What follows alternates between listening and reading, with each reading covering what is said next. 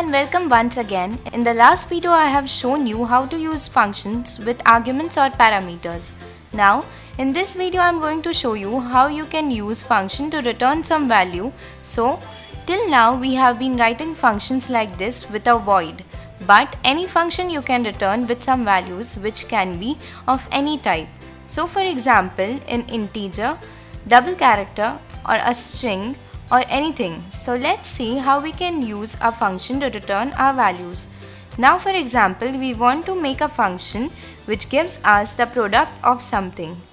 This example I have shown you last time if you remember, and what I was doing in this function is I was asking the user to enter two values. So it clearly says please enter two values. Number 1 I scan first number and I scan the second number also, and then I passed these two numbers to this function. Let's say you want to make a function which gives us the value or product of something, and then we want to process this number, so we will make a function here to return some values. So for example, if we want to make a function which gives the multiplication of two numbers or products of two numbers, it will return something. So what we are going to do is we are going to write first of all return value.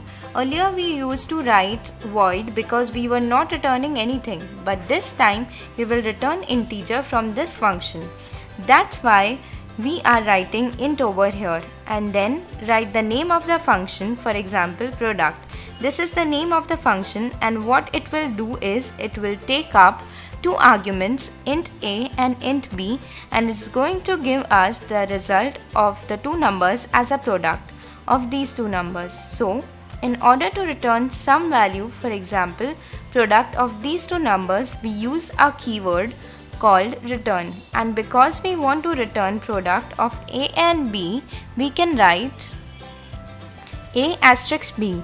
So we can return the product of a and b, and what this basically means is in this function we will take up two parameters a and b, and then in here it will make the product of these two numbers a and b, and then it will return this number as an integer, and then we can use this number for doing some stuff or other mathematical operations or other stuff or anything else. So for calling this function we just call it by its name, and because we have the code from the last time in which we have declared two numbers, we were asking the user to enter two numbers. This is really basic, so by now you may know what this code is doing. It's just taking up two values from the user, and we will pass these two values x, y to our product function, and then this x, y will be replaced here in the place of a and b, and give in multiply these two numbers, and then it will return the product as an integer. So because it's going to return a product, we will define an integer, for example int prod. So this integer we will use integer variable to store the product, which will be returning the product function, right? So product or prod is equals to product, because this function is going to return something as an integer, and we will store this integer which in this function is going to return in this variable, right? And then we can print the value of printf, and then we can print product is equals to %d, prod, which is this one, this value, right? And let's see what happens when we compile our program. I will just make it little bit smaller so that you can see program. So I will once again run the program. Now it's saying something. Let's see what the error over here is. And the error is here, undefined reference to printf.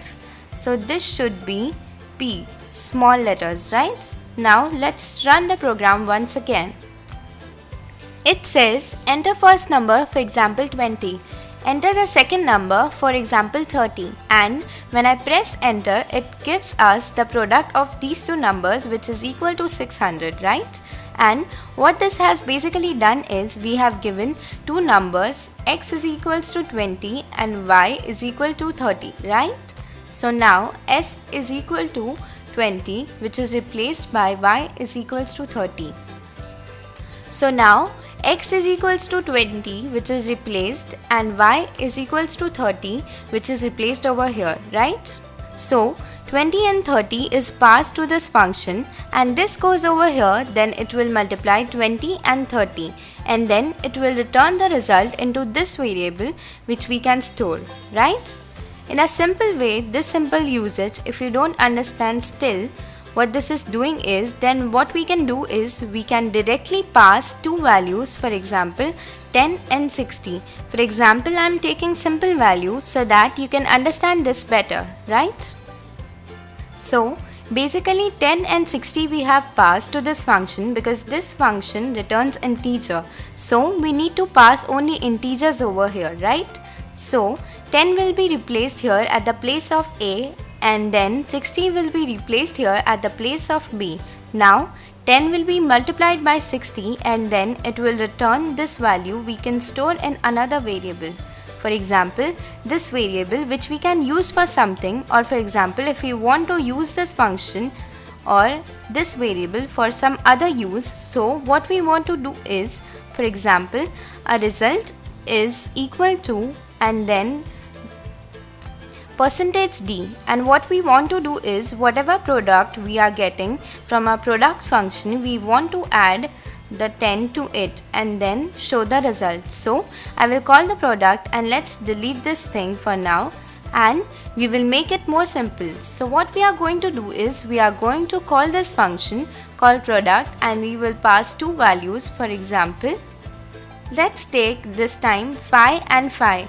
So once again, phi into phi is equal to 25, right? This is simple parameter I am giving so that we know that the result is equal to 25. So phi into phi is equals to 25, which will be returned by this product, and we can add 10 to it. So the result will be showing 35, right? So let's try and run the program, and it says the result is equal to 35, which is correct.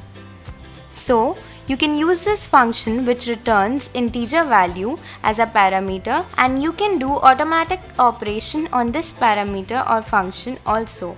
In this way, you can use function which returns a value or returns something, and don't forget to use this return keyword whenever you are returning anything.